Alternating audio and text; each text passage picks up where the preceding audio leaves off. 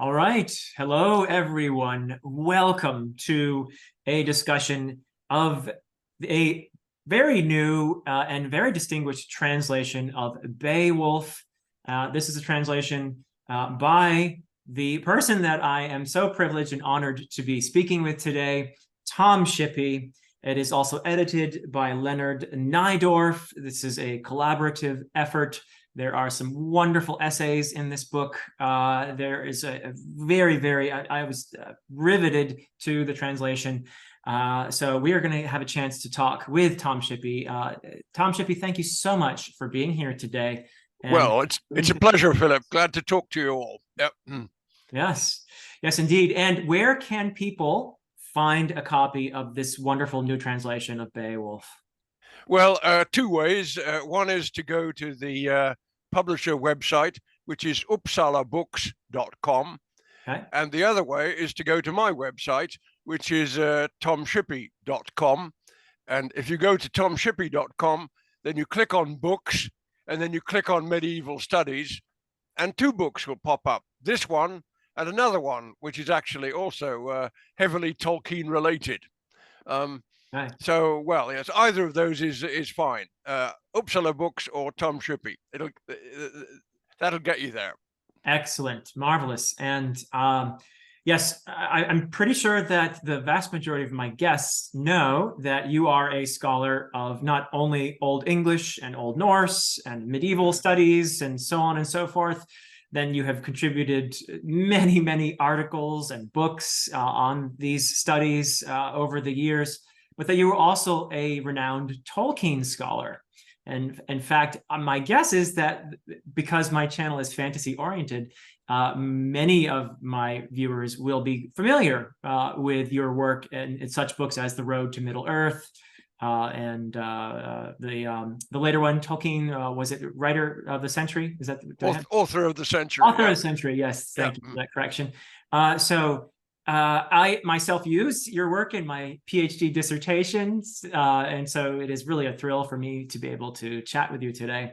But I thought maybe because of the fantasy connection, the Tolkien connection, we could begin with discussing Tolkien and Beowulf, and Beowulf being a central text to Tolkien's life, to his work, to his creativity.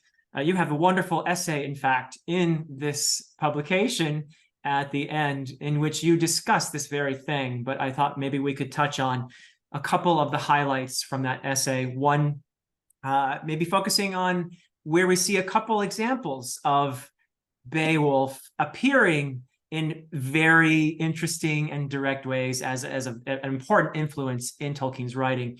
So beginning with the approach to Edoras, when we have, and this is Lord of the Rings, when Gandalf and Legolas and Aragorn and Gimli are approaching Edoras, and you have pointed out some interesting similarities to an episode early in Beowulf when the hero is approaching Heorot. So anything you have to say about that in terms of the themes that Tolkien is taking from Beowulf? What are some important ways in which he is echoing the poem? What is he doing that is perhaps different? Well, gosh, there's such a lot to say there. I almost don't know where to start. But the bit about Edoras, in the poem, in Beowulf, the word Edoras is used, but it's not absolutely clear what it means.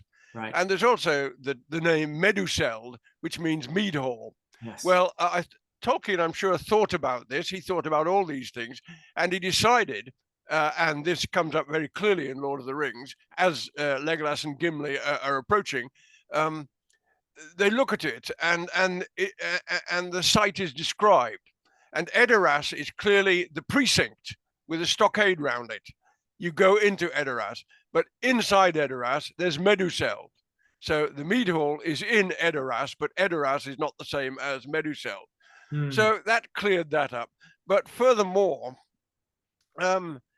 many translators have trouble with gnomic statements, proverbial statements, of which there are many in the poem. And of course, there are an awful lot in Lord of the Rings as well. But gnomic statements are hard to follow because in a way you have to know what they mean before you start. And there's one in particular which is caused translators a lot of trouble, and it comes when Beowulf is arriving in Denmark, and the Coast Guard comes to meet him and says, as he would, "Who are you?" And Beowulf replies, and the Coast Guard then has to make his mind up, okay or not okay. They don't have passports. They don't have permission. They could be enemies. He's got to decide. And he says something then very briskly, which people have often, I mean, some people translate it as saying a sharp shield warrior who knows what's what must be able to tell words from deeds. No, any damn fool can tell words from deeds. That's not what he means at all. It means, he means, in fact, well, anyway, Tolkien clearly thought about this. And when there's a similar approach scene made by Legolas and Gimli and Aragorn, they get there and they meet Harmar, who has the same problem. He has the same problem. Are these people okay? And having listened to them, he says,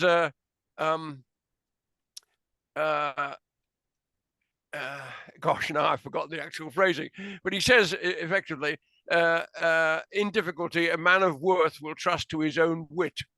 So what he means is, you've got to decide. You've got to decide. You may have inadequate information, but that doesn't matter because you've got to decide.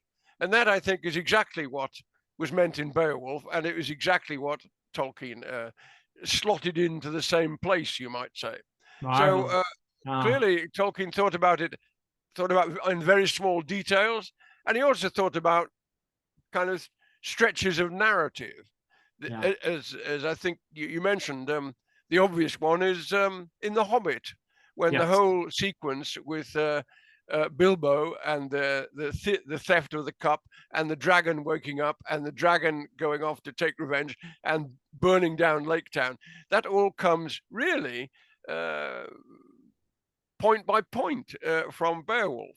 And once again, I think there's a little sort of joke in the middle of it. Perhaps it is what started Tolkien off, because there's a word in the poem, as there often is, which people can't quite read. But it begins with th. And it could mean theo, which means slave. It could mean thane, which means nobleman, or it could mean theof, thief. And actually, Tolkien decided it must mean thief. And that's what Bilbo is. He's a professional thief. So that decided, yes. The other thing I would say, I mean, this my essay here is called A Lifelong Engagement. And actually, I really meant lifelong engagement. And this has been obscured. Tolkien, of course, wrote his famous piece on Beowulf in 1936. 1936, when he was only 44, I think. And then, of course, he lived to be, well, till 1973. And he kept writing about Beowulf. But nobody noticed. I mean, when I say nobody noticed, of course, some people did. But it didn't impact the scholarly world, because Tolkien had persuaded everybody one way in 1936. And when it turned out he didn't really mean that, he meant something else, they didn't notice. And I thought it was important to in a way, but the other book I was talking about, which is called Beowulf and the North Before the Vikings, that's a kind of dialogue between me and Tolkien, but also between Tolkien young and Tolkien old. And I argue really that we should take more notice of Tolkien old, because his thoughts developed, and they don't entirely rule each other out. They're just a difference of emphasis. So yeah, okay. I think that well, I think there's more about Tolkien and Beowulf than I've been able to uncover, but no doubt other people will see things. But it was with him all the time. He felt a strong sense of kinship, I think, with the Beowulf poet. I mean, there are lots of little things you notice. For instance, in Beowulf, it is clear, shall we say, that the characters are all pre-Christian. Okay, but the poet doesn't really want to talk about that, and he only uses the word heathen, twice. And both times they do not refer to the characters. They refer to the gold or the dragon. Well, it's funny, but I've got a machine searchable version of Lord of the Rings, and guess what? It mentions the word heathen twice. Nice. That's all. So exactly the same. And shall we say, with a similar reservation. So Tolkien and the Beowulf poet, I think, Tolkien had the same opinion, really, about the nature of pre-Christianity. Yeah. Yeah. Wonderful. You make this point about Tolkien's monumentally influential essay, Beowulf, the Monsters and the Critics. Initially, it was a speech, but we engage with it now as an essay. And it is arguably the most influential essay ever written on Beowulf. And it had a huge effect. And I think Tolkien's intent was to focus on the poem as a work of literature. That was the main intent, and rather than using it as a mine for historical facts or what have you. He was pleading for everyone to see this poem as a work of literature and see it on those terms. And he had, I think, a rather beautiful interpretation of the poem, and particularly in relation to the poet himself and what the poet was trying to do, perhaps, as a Christian looking back on his pagan ancestors, with clearly a sense of admiration, clearly a sense of wanting to get across their honor, their bravery, their loyalty, their qualities. But I found it interesting in the essay where you did point out that maybe not all of the influence from this essay has actually been that, you could say there's a negative side to it, I suppose. Yes. Would you like to explain a little bit more what you mean by that? Well, in a way, Tolkien said it was a work of literature. Well, if it's a work of literature and a work of pure fantasy, then you don't really need to know anything about it. You can put in your own interpretations. You can impose your own interpretations, and that, of course, is exactly what people started to do. If the poet said something they didn't like, they said it was ironic, and if they didn't like the general attitude, they said it was perhaps satirical or critical or allegorical or something or other, you know. So it was kind of free reign. Now, what struck me a long time ago was that I don't argue with the idea that Beowulf is a fantasy, and I don't at all argue with the idea that fantasy is a worthwhile genre. But let us just remember, suppose in 1936, you had to find somebody who had a personal vested interest in declaring the literary gravity of works about trolls and dragons and goblins. Who would you look for? Somebody who'd been writing that kind of thing for like 20 years and who had, moreover, just gone public by handing in his typescript of The Hobbit. I think it was 7 weeks before he gave the lecture. So actually, Tolkien had, what shall we say, a pretty strong interest in sticking up for fantasy. And I'm not bothered about that.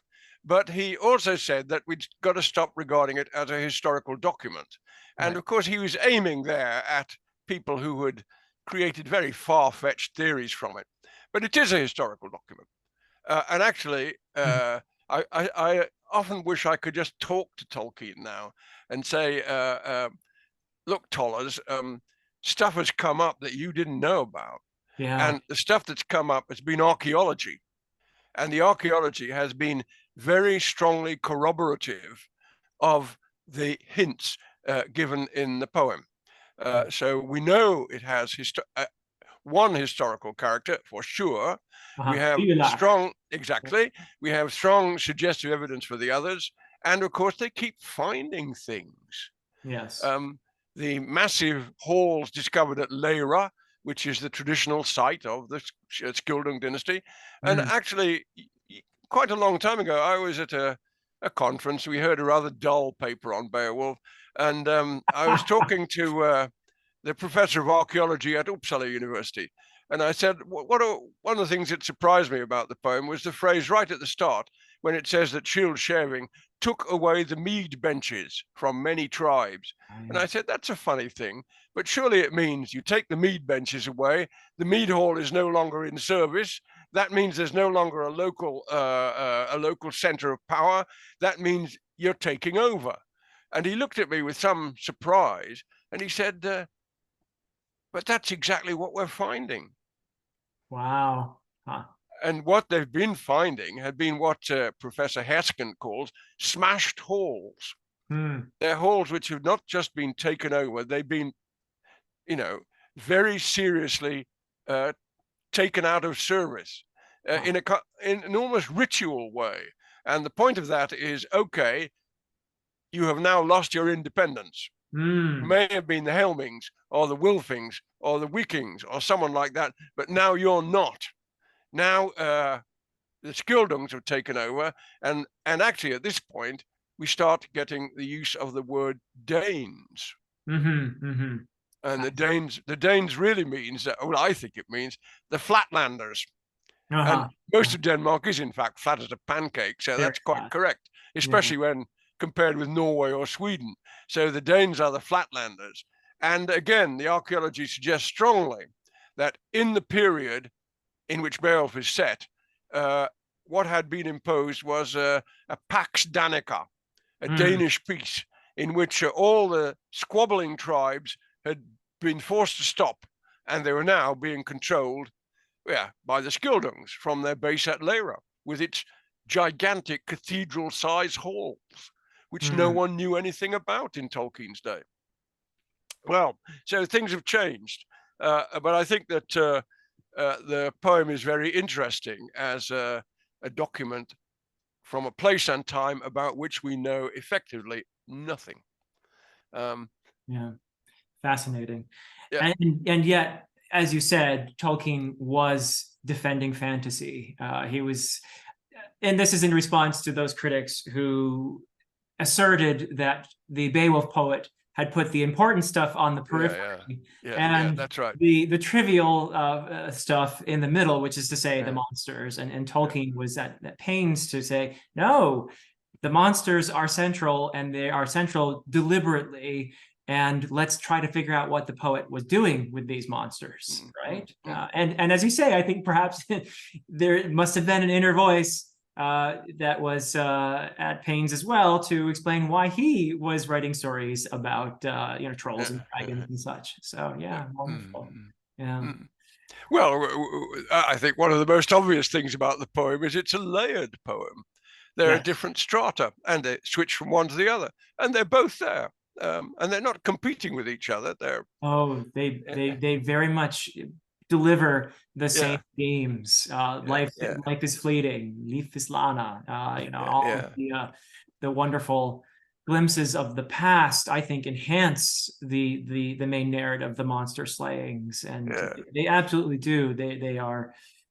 They're complementary and necessary, I think. And I would agree with Tolkien about the genius of the poet in putting these things together and exploring these themes. So actually, one of Tolkien's late remarks, which I thought was particularly astute, he said he thought the most important thing the poet did was to pick the right time in which to set his poem.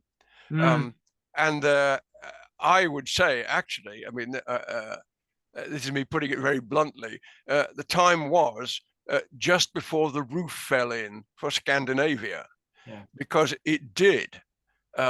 We know pretty closely when Higelac lived and when he died, and after that, things got very bad indeed. Yes, the Geats disappeared, we think, at some point and during that time. Is that correct? Well, yes. And that actually opens up a lot of suggestive thoughts. One of them being, what motivated the exodus to Britain? Well, my friend Professor Hersken, the Uppsala professor, he says that they had what he calls the cold decade. There was a cold decade caused by volcanic ash, almost certainly, and recorded all over the Northern Hemisphere. And that meant that everybody was affected, but Scandinavia, with its limited growing season and its high latitude, was really, really badly hit. And it seems likely that, well, there was pressure to find a better place. Well, anyway, so all those are interesting thoughts, and Tolkien actually set things in context in a way which is really it just solves problems. He sort of saw them not as literary problems, but as real problems, and he explains them, and that's really been a great service, I think. I agree. Yes. So I'd like to get into your translation. And I want to point out, by the way, everyone, this is an edition and a translation. It's a facing page translation. We have the Old English on the left side, and we have the translation on the right, which is wonderful. It's my favorite sort of thing, to be able to look back and forth. And there are a couple passages that I want to focus on for a moment, because I believe, as I was reading your translation, that there are some key words that are related to very important concepts in Old English poetry that when I look at the way you've chosen to translate them, and you don't always use the same word to translate the Old English word, and that I think is significant, because there is a point behind what you're doing, and there's something I'd like you to talk about. One of the key words in here is, probably won't surprise many people, but it's the word weird, which is most often translated as fate and is the ancestral word to our word weird, although it meant something quite different from what we mean by that.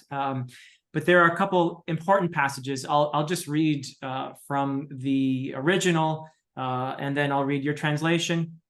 Line 455 is one of the most, I think, well-known statements about fate, if that's the word you want to use, but it's not the word that you, in fact, use. It's gath a weird swahi shell, and which you translate as things will always go as they must. And then later, line 572, another quite well-known passage, Weird of nerith on feina erth on his ellen deach, which is you translate as luck often spares a man not marked for death as long as his courage holds. And still later in the poem, toward the end, you, in fact, translate the word weird as fate. So there are various ways you have here of translating it, and I'd love for you to explain why, because I think the explanation behind your ideas, behind this key word, will give people a good sense of your unique contribution to our understanding of this poem. Okay, well, I'll behave like Tolkien and discuss etymology.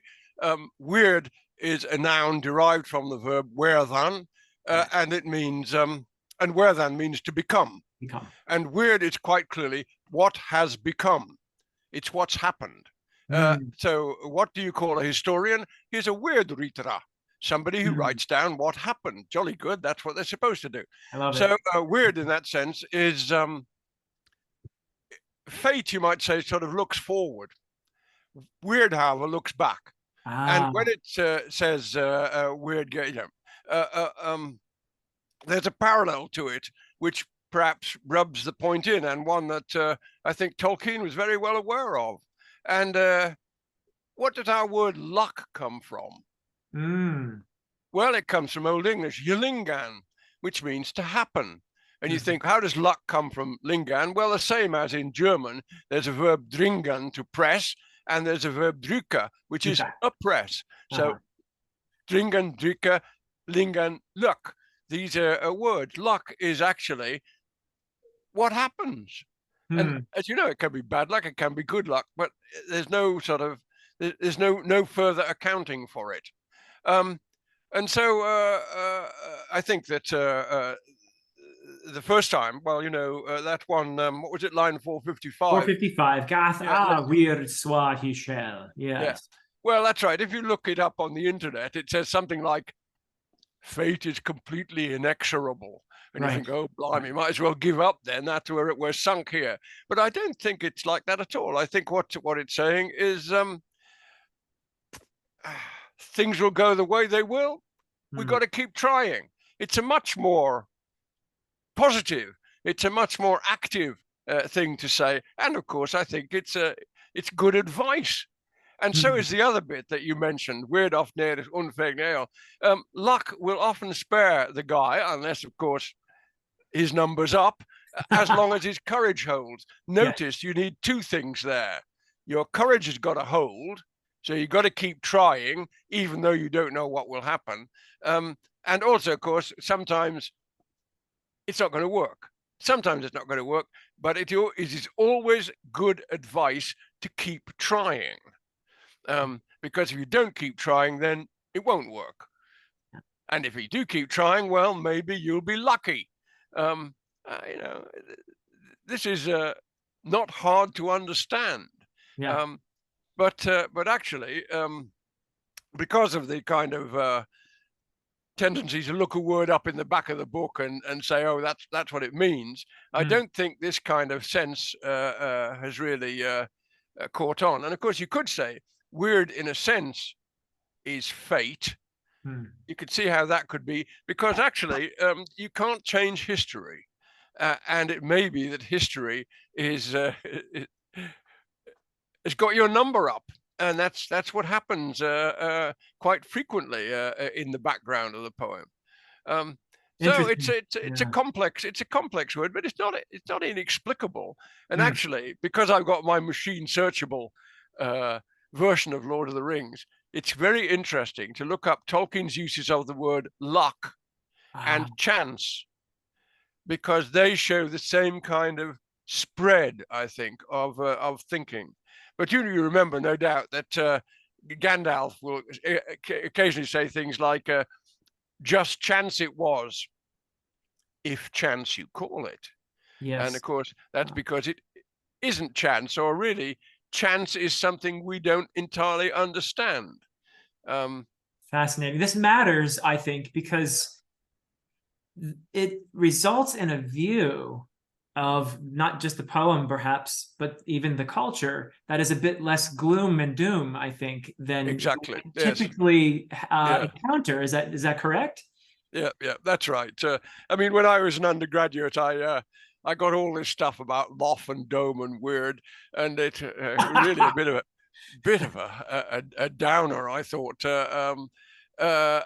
And behind it, we do tend to impose our own opinions, and one of the opinions, which is very very prevalent, is that the Anglo-Saxons are very noble and upright and heroic and all that kind of thing, but perhaps not too bright, not subtle people, really rather simple souls. And that, of course, is dead wrong. Beowulf is a poem full of hints and allusions, which scholars took ages to work out. Yes. And some of them still don't believe it. They say no. Well, I mean, Kenneth Sysom, Tolkien's old enemy, he said of one of these theories, he said, oh, no, this is much too difficult for people who were not selected for their intellectual qualities. I thought, how do you know they weren't selected for their intellectual qualities? Perhaps they were.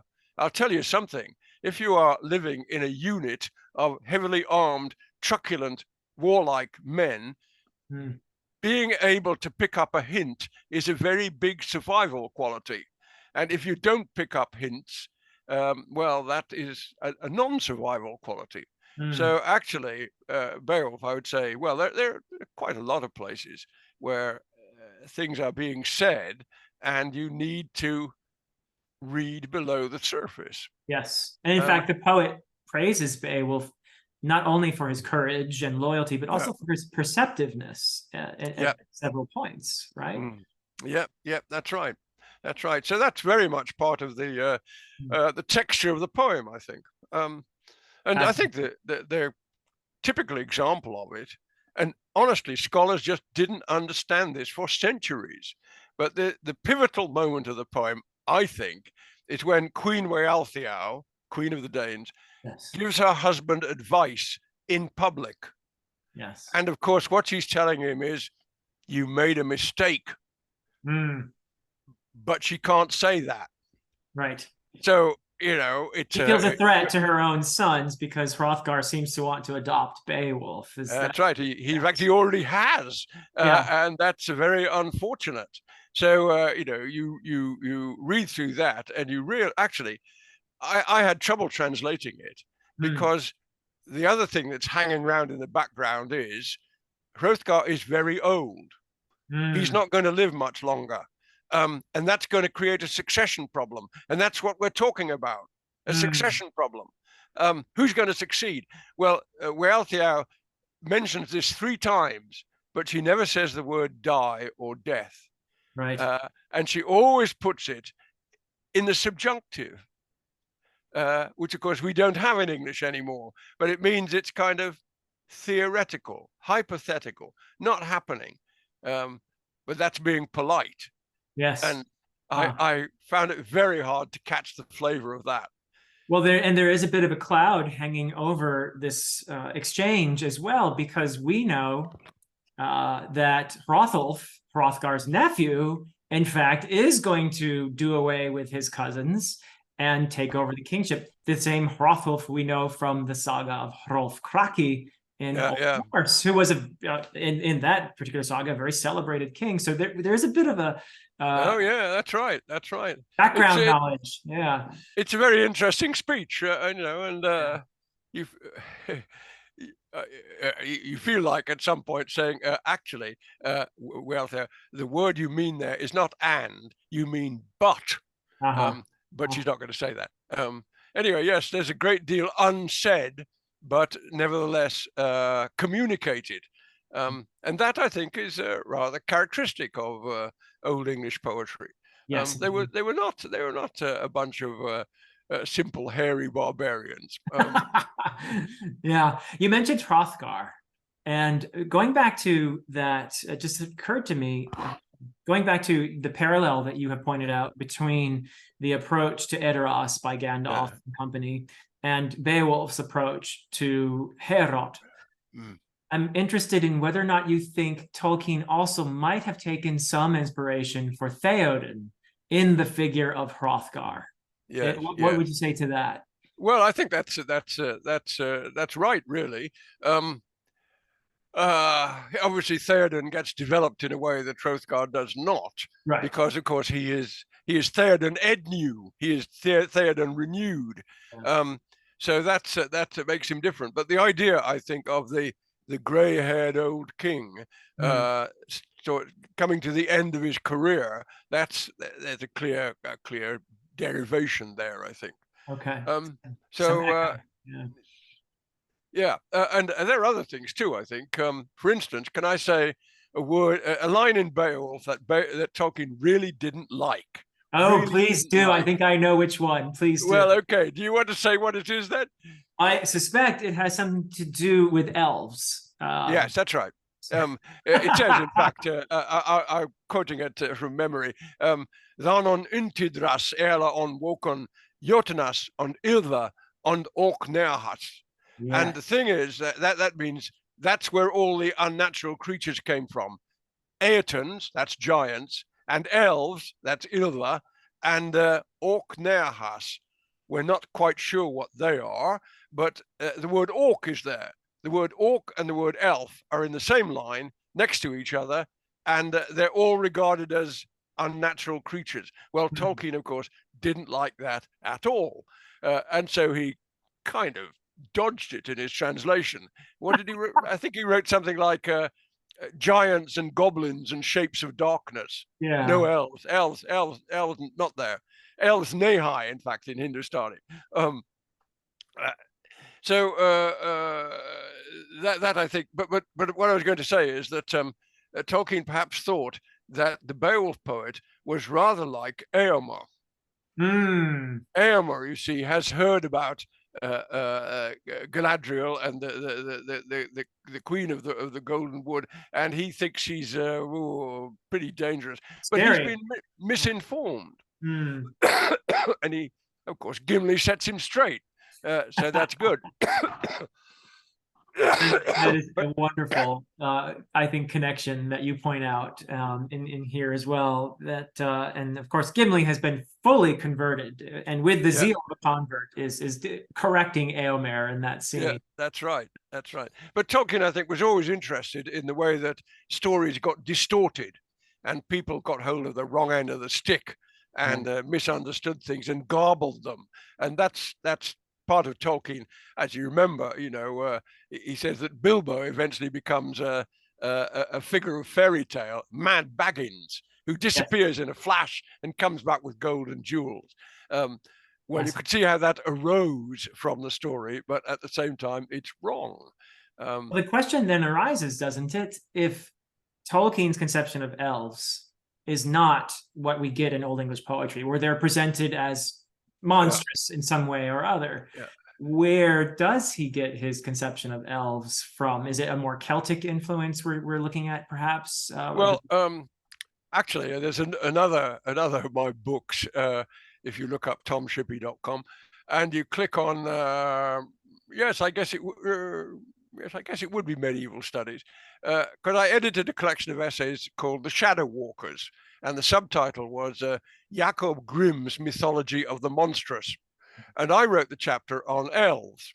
There were chapters on elves and dwarves and giants and dragons and I can't remember what else right now. But anyway, I wrote the chapter on elves, and I said that actually we have, frankly, quite differing opinions. For instance, it's quite clear that elf was a good thing to have in a personal name.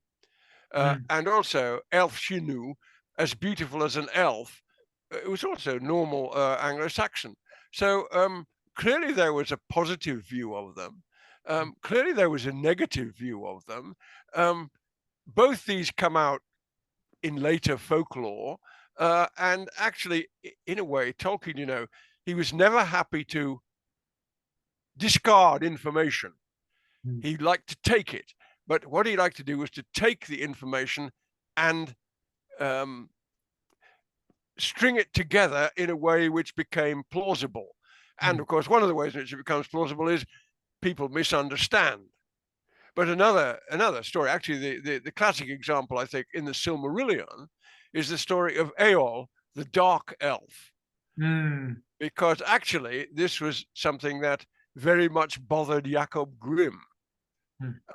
Because in Snorri, we have, what do we have? We have Ljósalvar, light elves. We have Svartalvar, black elves. And we also have, what's the word? Djupalvar, dark elves.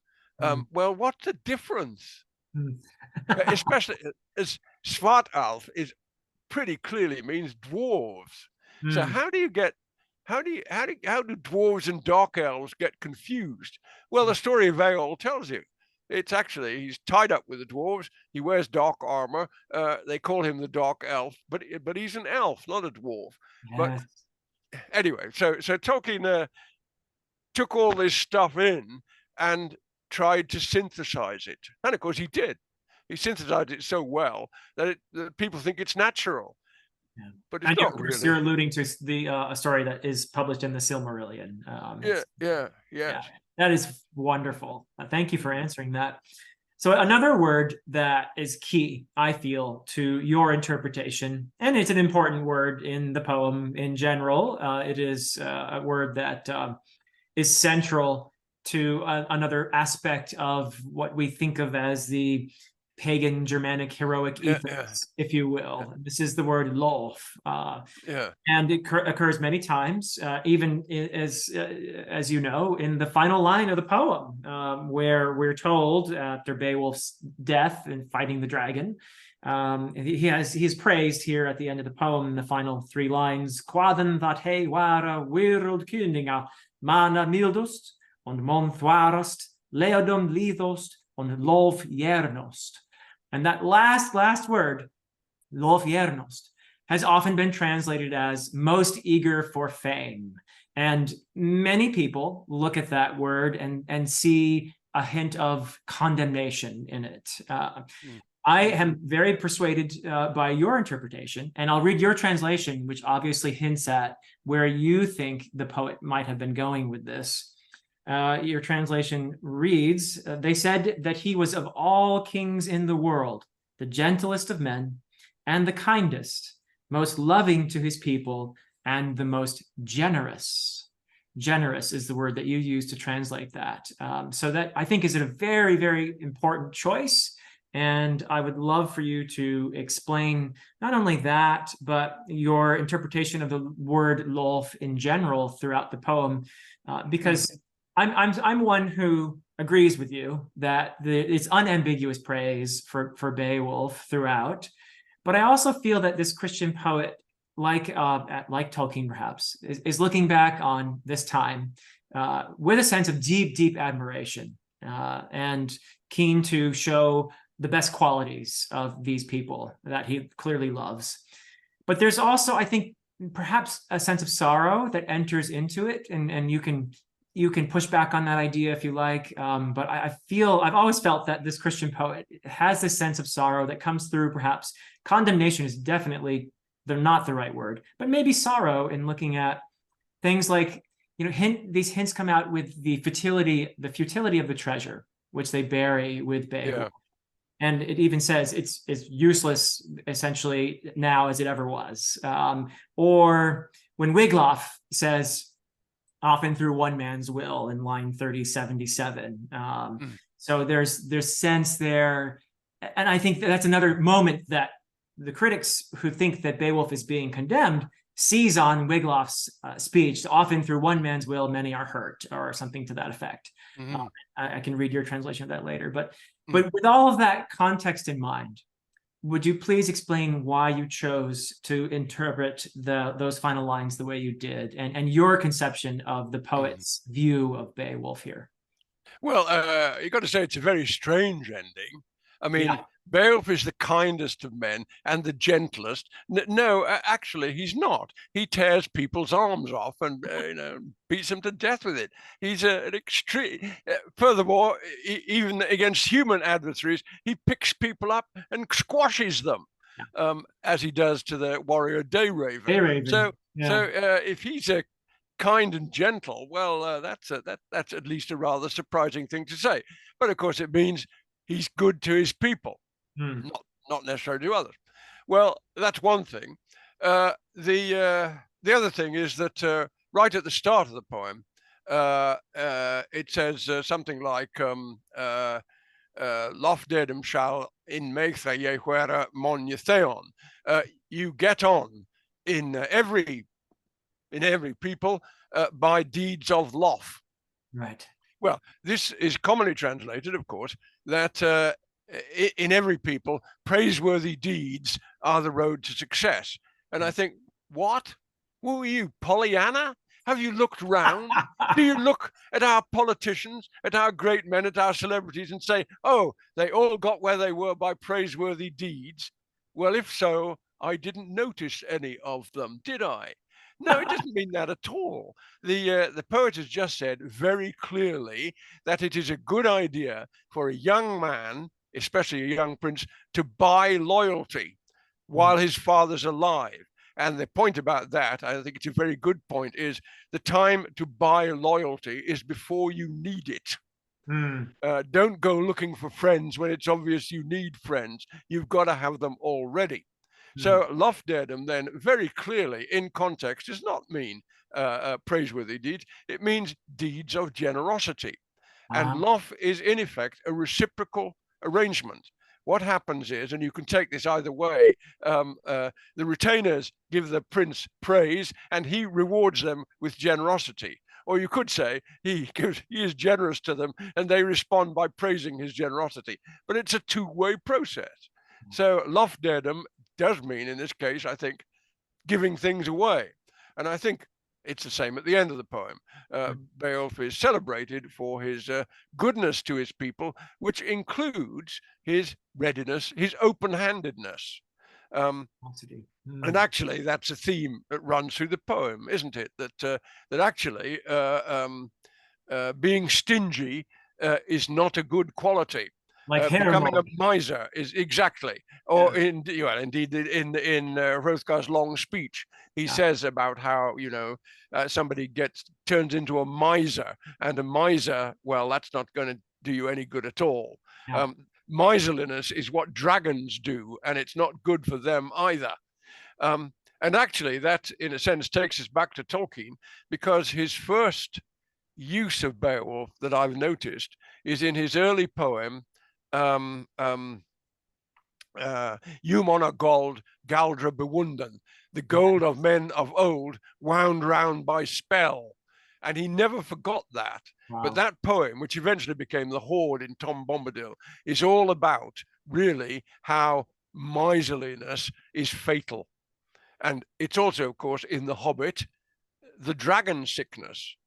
That's what overtakes the master of Lake Town. He is affected by the dragon sickness, and he goes off and dies in the waste, starving and abandoned. It's a theme Tolkien picked up from Beowulf, and which he reworked in all kinds of ways, because he liked reworking. He rewrote that poem several times. The line remains the same, but the details differ. But yes, I think then that it's in a way, it's part of what I said before. There's this feeling that the Anglo-Saxons were heroic, noble, upright people. They didn't bother about money. They weren't concerned about material things. Oh yes, they were. We're always getting a little count of Beowulf's takings, shall we say? And of course, with his takings, it's astonishing that he gives practically all of it away. But that's the right way to behave. You've got to keep it circulating. I think I once tried to calculate exactly how much Beowulf made from his Danish exploit, and it came out as, well, I should say somewhere like 2 or 3%. The rest all got distributed. So But fascinating. of course, you distribute it, and they give you stuff back, because he gives things to Higelac, he gives things to Hig, and they reward him by making him a kind of provincial governor. So that's the way it's supposed to work. Treasure is a kind of social glue, as it were. Yes, that's right. Yeah. So, and you can see, actually, it's again, going back to the archaeology, my pals in the Scandinavian archaeological world say, yes, this is all very interesting as a post-Roman phenomenon. That there was a time when Scandinavia was kind of dripping with gold, which they got from the Roman Empire, and then it dried up. And what made it dry up? Well, I explained this, actually. It was Higelac. He attacked the Frankish Empire. The Frankish Empire was controlling the flow of gold. Suddenly, it didn't come anymore, as the poem says. Ever since then, the favor of the Merovingian has not been granted to us. They cut them out of the kind of gold circulation system. Or you could say, what made Higelac go on his raid? Perhaps the flow had already been cut off. And so he responded to that by going and trying to get it. So we can't tell actually who started it or whose fault it was, but then you never can in Beowulf. We're pretty sure it didn't go very well for Higelac, though. No, that's right. That's right. And but I was thinking that, again, we have this long war of vendetta between the Swedes and the Geats. Who started that? Don't know. It's sort of a fact of life. So again, I think that the lack of money in the poem does not mean a kind of primitive simplicity. It just means that it's really a prestige system. Yes. The gold is important not because you can cash it in, but because it confers prestige and it shows your importance. And there's a lot of that in the poem. Oh my goodness, yes. And you mentioned Tolkien's early poem based on Beowulf and the phrase Galdra Bewunden, wound about with spells. It's a very interesting, I think, bit of speculation to look at the last survivor in the Beowulf poem. Yeah. One of the more famous snippets from the poem is the lay of the last survivor, this individual who buries this treasure of their people. They're the last one, and then we're told goes away. And then a dragon happens along and somehow gets in this barrow and takes over and sits on the treasure and does what dragons do. There, you mentioned the speculation that, well, what if actually, and we have precedent for this in Fafnir, for example, who was a dwarf who became a dragon by sitting on treasure. What if, in fact, the last survivor is the dragon? And I thought that was an interesting thing. Do you sense that Tolkien favored that interpretation, and what do you think about the whole thing? Well, yes, I think he did. One thing is that you said just a moment ago that the last survivor buries the treasure, but he doesn't, does he? Right. I mean, we know doesn't cover it. Drill for burying a treasure. You dig a hole. Yep. You put the treasure in the hole, and then you fill the hole in. Important step. But he doesn't, because it actually says in the poem that the hoard is left opner standan, standing open. Yes. Open. Well, that doesn't make sense. And Tolkien, in fact, didn't translate it that way. I think it was another case where he sidestepped and said something like unguarded. Well, okay, but I think, well, so I think he certainly knew the theory that, you know, the last survivor turned into a dragon, and it fitted very well with his idea about the dragon sickness. And you may remember that his friend Lewis has a very similar scene in The Voyage of the Dawn Treader, where Eustace, the greedy little boy, lies down on a pile of gold and turns into a dragon. Yeah. Well, I bet Tolkien gave Lewis that idea. So I think the idea was around, and I think Tolkien probably appreciated it. He could use it. All that, I think, kind of hangs together as a diagnosis and something which crops up, you know, in different places in Tolkien. Oh, so sorry, I'm starting to cough and wheeze here. Oh, no problem. We can end this soon. I know you are just getting over around with your own dragon there, the COVID dragon. So I won't press you for too much longer. But I do think that is a fascinating episode in regard to the treasure. There's some implication of a curse on this treasure in Beowulf, which fits with the sort of the treasure we have in the Volsung saga as well. The sense of there is something very wrong here with this, and there is a curse attached to it, doom hanging over it in some way. And that is another thing I think that Tolkien most certainly felt keenly, I would think. Perhaps I should say one thing, you know, this is a text and a translation, but it's also a commentary. Commentary by Professor Neidorf.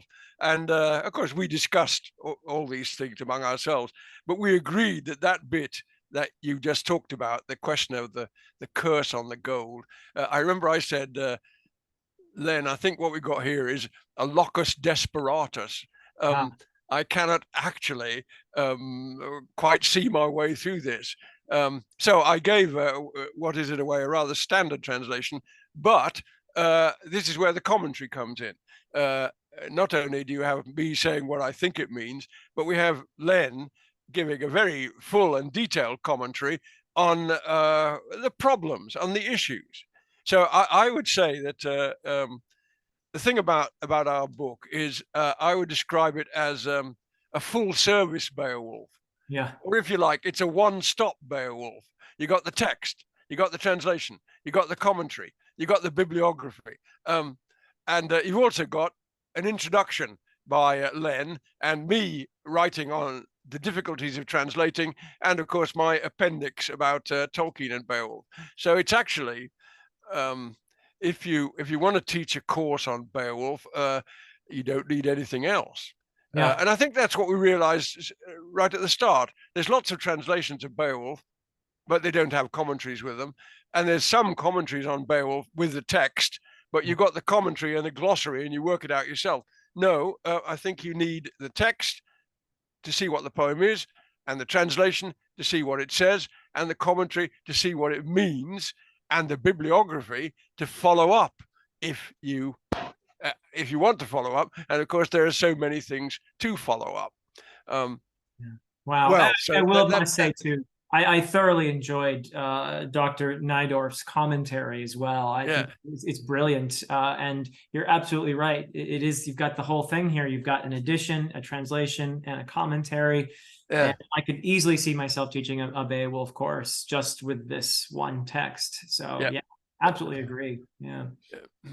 Good. Well, that's super. I wonder. Oh yes, Len also told me to say he's very big on social media, where I am a kind of poor old soul who doesn't know what's going on. But he said to tell everyone that they can follow us at Uppsala Books on Twitter and Instagram, maybe some other things as well, which I don't recognize. But anyway, I'm not entirely sure what Len means by that, but I'm sure it's good advice. At Uppsala Books, you find it on Twitter. Yes. Yeah, I am in fact following you on Twitter myself at Uppsala Books.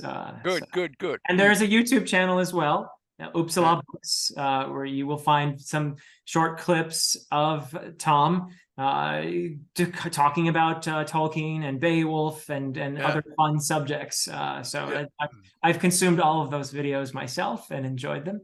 And I want to thank you for that, and I want to thank you for this wonderful translation. I enjoyed my time with it thoroughly. I will probably be seeking to use your translation myself as I teach Beowulf in the future. So thank you so much, and thank you for coming here today to chat with me. This has been kind of a dream come true for me. I did hear you probably more than 20 years ago at a conference give a talk. I was just a little grad student in the audience, do you remember where that was? Oh yes, that would have been at the big medievals conference in Kalamazoo, Michigan. So, but I've long admired your work, and as I said in the beginning, I cited you in my dissertation. And just your insights have been very valuable over the years for so many of us. So I just want to give my personal thanks for all of this. I'm just really delighted that I had this opportunity to chat with you. Well, thanks very much, Philip, and it's been great talking to you as well. So that's good. And we'll keep in touch, huh? You can tell me what's going on. Absolutely, yes. And thank you, everyone in the audience. Please feel free to leave any questions or comments on this discussion, and go and buy this wonderful translation edition with a marvelous commentary. I cannot recommend it enough. It is my new favorite translation of my favorite thing to teach in the whole world. So thank you once again, and until next time.